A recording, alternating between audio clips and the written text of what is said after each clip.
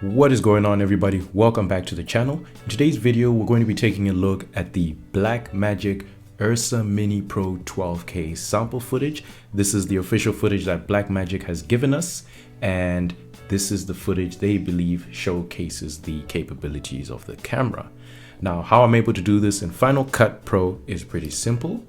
So all I've done is imported the Blackmagic RAW files into Davinci Resolve Studio version. Of course, this is the latest beta, and that is of course the only version of Davinci that supports the 12K footage from the URSA Mini Pro. All I've done is transcoded that into Apple ProRes 422. This is of course in the same resolution of 12K, and if I do info here, you can clearly see it is the same resolution. Now, in terms of the actual workflow, this is a little bit cumbersome, and it would be nice if we could, somehow get Blackmagic RAW support natively in Final Cut, but that is of course not the case. Now, in terms of the actual file sizes themselves, here you get an idea of just how efficient the Blackmagic RAW codec is. At the bottom here, clip number 30 is a good example. In Blackmagic RAW, we have 2.63 gigabytes. And once that is transcoded into ProRes, that is 13 gigabytes. So on average, we're looking at a size difference of about 5 to 6 fold, which is pretty big from a workflow perspective, because why would you want to create files that are 6 times the size and that don't even retain as much detail? So that's what I've done, and I've already imported these into Final Cut. So this is a 12K project. Now I am editing this on a 2017 iMac 5K. Hopefully this will give you guys an idea of how the footage will perform on your computer if you want to do something similar. Yeah, let's get started. I have already put a base or adjustment layer on top of each clip. This is how I like to edit my videos. I like doing it this way. You can always do it your way or any other way that you like, but I like doing it this way because you can easily just turn off this effect and turn it back on. And this layer is where I usually do all my color corrections and color grading. This adjustment layer, if you want to call it, is actually from Color Finale. You can download that for free. It does come with a free trial. Now, just before we get started, first impressions of the footage are average, I would say. I mean, there's nothing too particularly impressive about the footage besides just the sheer resolution of the footage itself. These were all shot in Blackmagic RAW, and of course it is a film profile, so obviously it looks very washed out. But in terms of actual footage itself, nothing too special here. We're just getting the usual Blackmagic color signs, which we've all grown to know and love. I will admit that, of course, this is a super 35mm sensor, and Blackmagic has crammed, I think, about 80 megapixels into it. And yeah, the grain is, I suspect it is going to be a little bit of a problem, or the noise. And in this picture over here, we can already see, there's quite a lot of grain here. And this is a daylight shot. In the night shots, yeah, definitely a lot of grain, as expected from, such a high pixel density. And in this one, I think one thing that I am noticing is that the pixel density is just so high that the grain has this weird effect to it. It almost looks oil pastel-like. It almost looks opaque in a way. I am, of course, editing this on a 5K monitor, so yeah, it just has this weird smooth effect because it's just so fine. Now, let us get started. Let me stop talking and let's get working on this footage. So the first thing I want to do with this image, I want to pull out our color curves. All I want to do is just create a little bit of an S-curve here, bring some contrast back into this image. So I will pull those blacks up a little bit to just create a little bit of a film fade. And then let's pull down these shadows a little bit. Let's pull up these midtones, create a little bit of an S-curve. It up like that, not too bad. So I'll pull out the color board, and now what I want to do is add some color to this. This looks really faded, looks like a horror movie.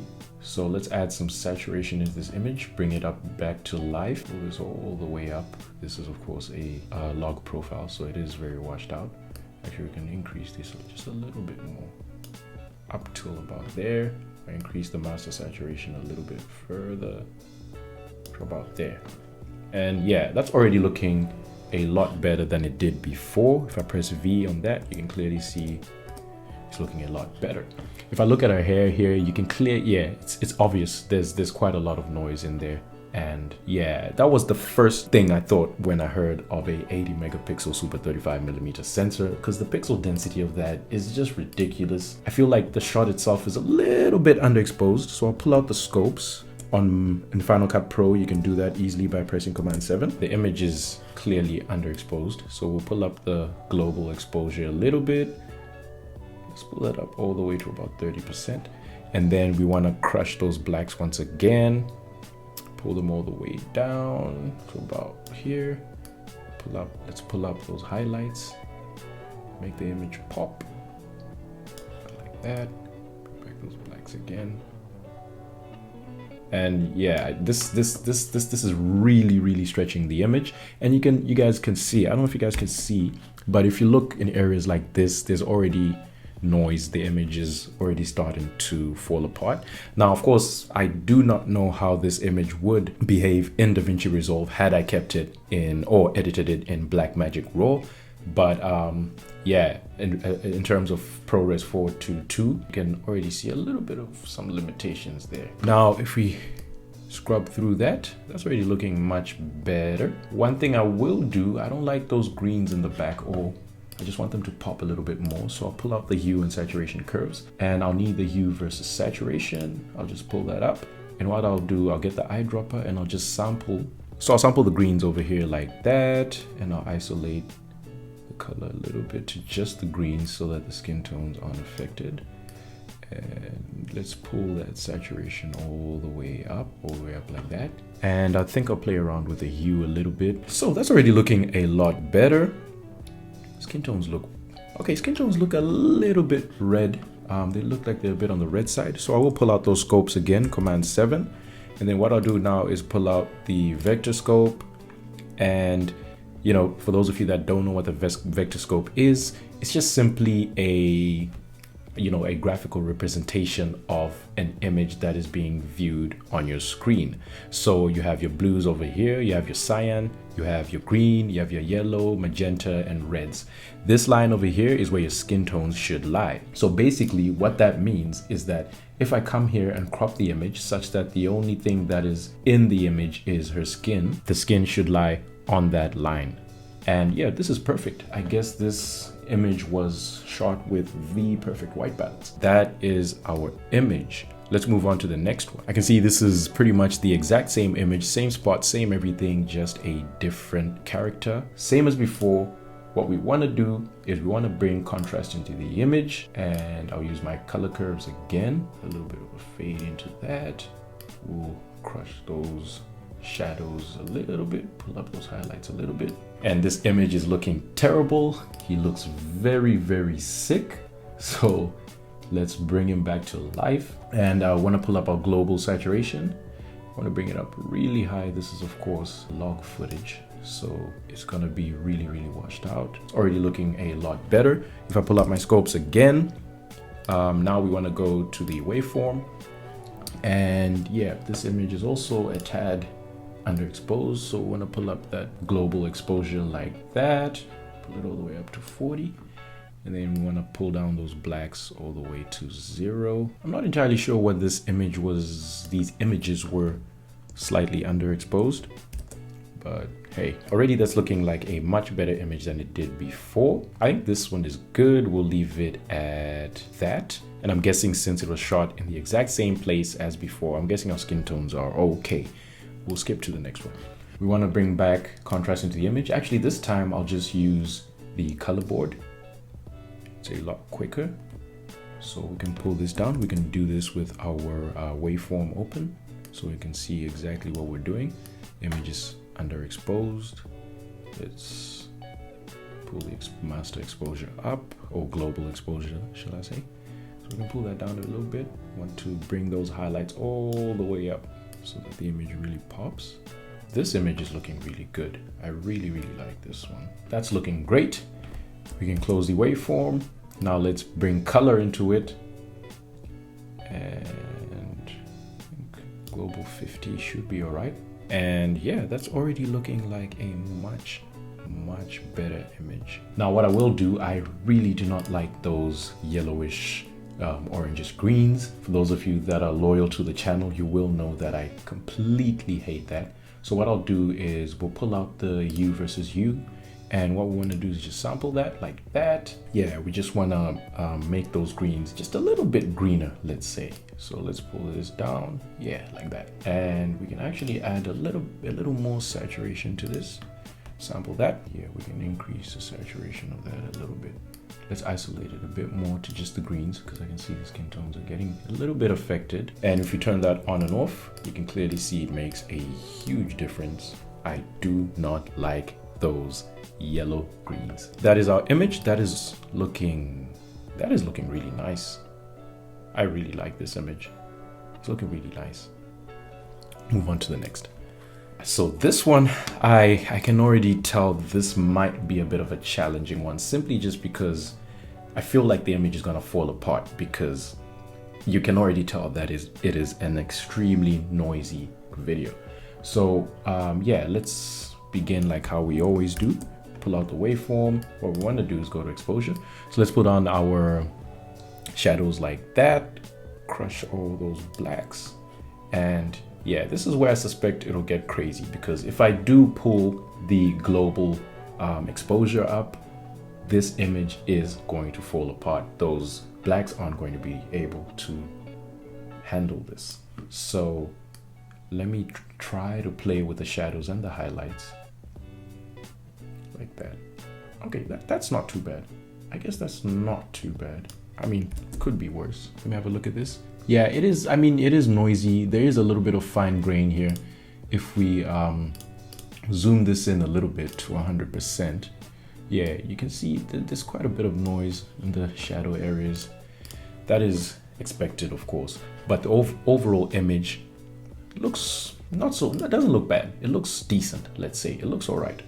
Not the best low light camera by any stretch, but I mean, Blackmagic has never really had any reputation for good low light cameras, and this definitely won't be their first camera to be good in low light. But yeah, not bad. I'd say on par with anything with, you know, relatively the same kind of sensor size. What I'll do, I'll add a color curve. I just want to add a little bit of a film fade. Love film fades in my images. Just gonna pull down those highlights and make them roll off like that. Just give it a little bit of a gentle S-curve, shall we say. Next image, this is a close-up of the same gentleman in this previous image. We'll pull out our waveforms as always. We will increase the global saturation in this one. Let's pull that up to 20. Then we'll crush those blacks. Now this one is a little bit trickier because there obviously isn't anything that is actually pure black in the image. So we don't actually necessarily have to take it all the way down to the zero line over here on the waveform.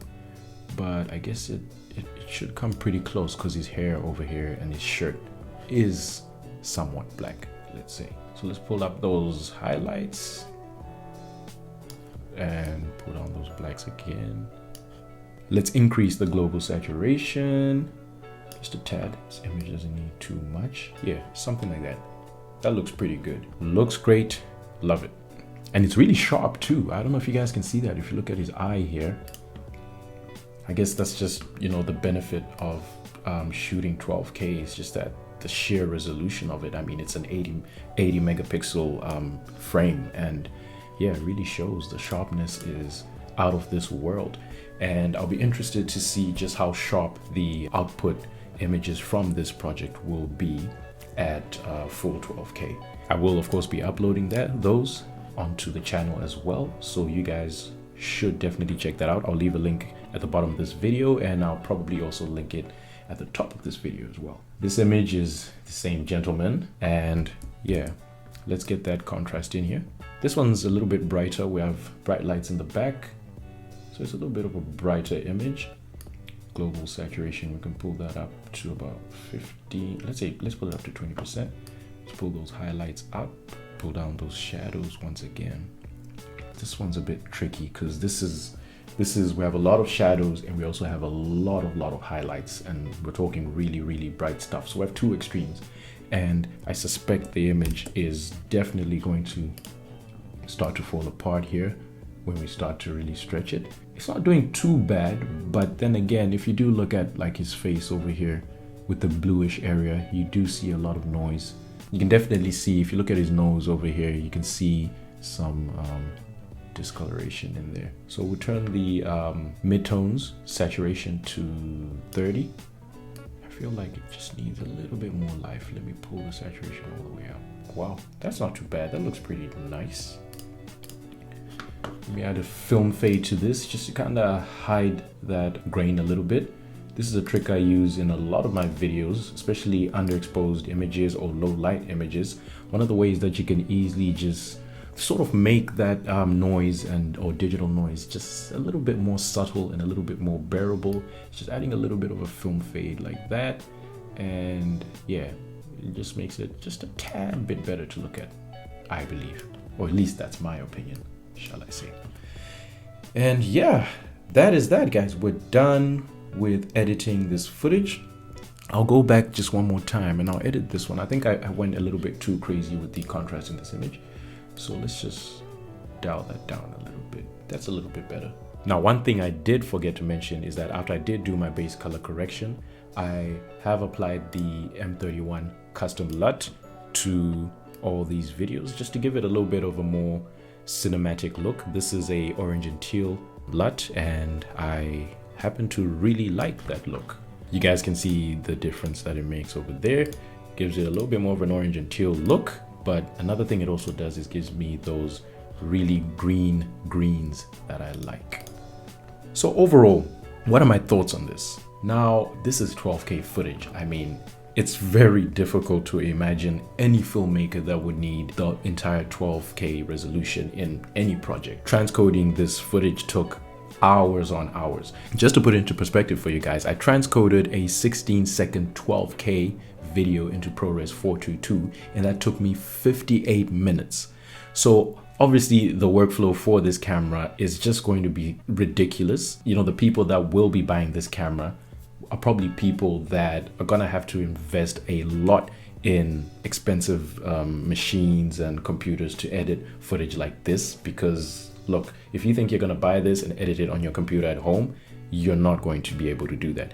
I know Blackmagic, in their presentation, they did show the footage being edited on a MacBook Pro, I think it was a 16-inch, and it seemed to be scrubbing through that fine. And look, I'm telling you guys now, scrubbing through it and editing it are two completely different things.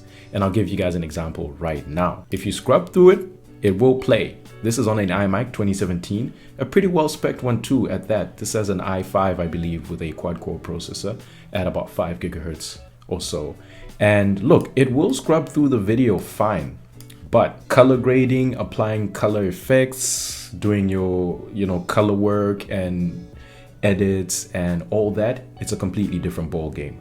I did try to put this footage in my 2014 MacBook Pro. It's a 15-inch, and it completely just stopped. I mean, it just couldn't work with this. I then tried to put it in a 13-inch MacBook Pro, 2020 MacBook Pro, and yeah, of course, that doesn't have dedicated graphics or anything, but even that was really struggling to push those pixels. And yeah, I think that's one thing to just keep in mind, is that, at this kind of resolution, you will not be editing this on, your average computer that you have at home.